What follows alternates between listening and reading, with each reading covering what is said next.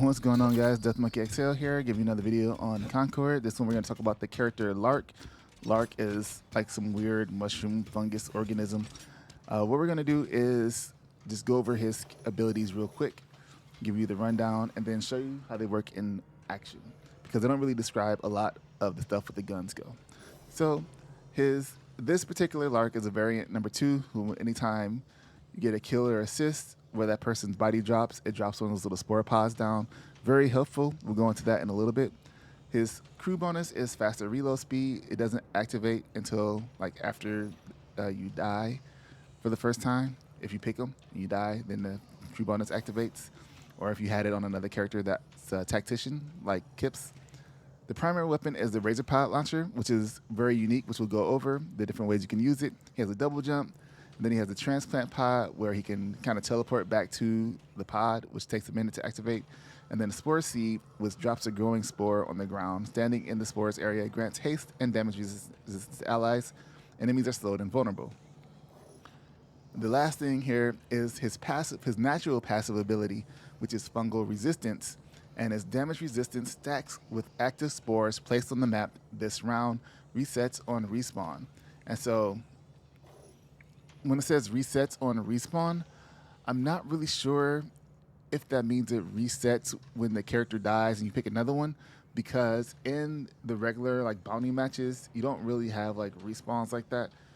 But it's very important that you take out these pods if you see them, especially if nobody has killed the Lark yet.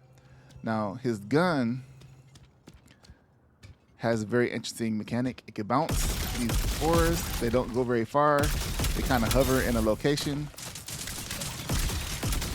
You see?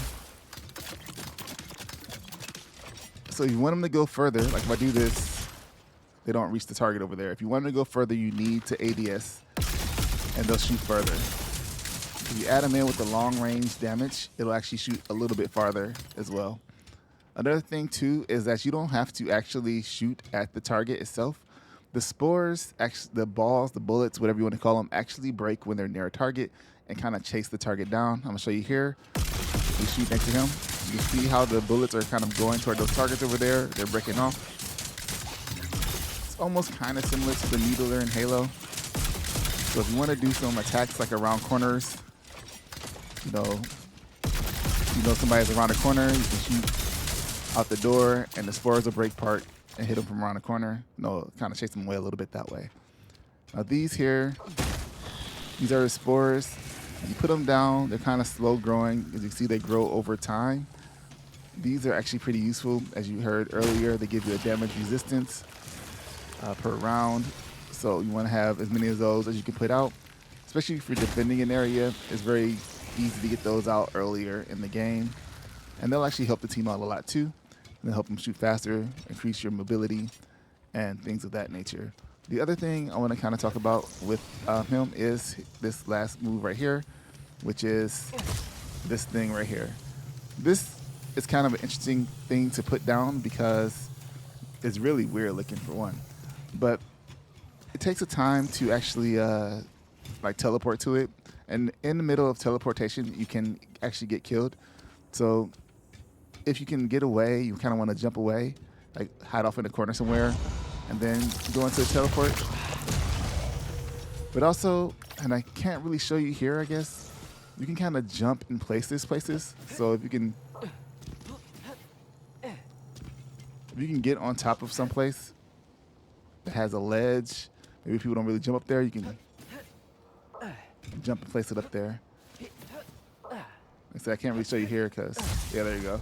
So like, for example, if there's a ledge somewhere, you don't got to stand up there. You can just kind of like get it out the way and put it somewhere in the corner where people don't normally go. And that's really it for his movement abilities and things like that. Right now, there's only 2 of the variants in the game, Natural Order and the other one, which I can't remember right now. But variant 2, you'll get that just by leveling him up, and that's the one you really want to have on because it's really useful in all these matches, in all the matches. But that's it. That's the guide, quick guide on Lark. you have any questions, let me know. Hit the subscribe button for more, and I'll see you guys in the next video. Thanks for watching.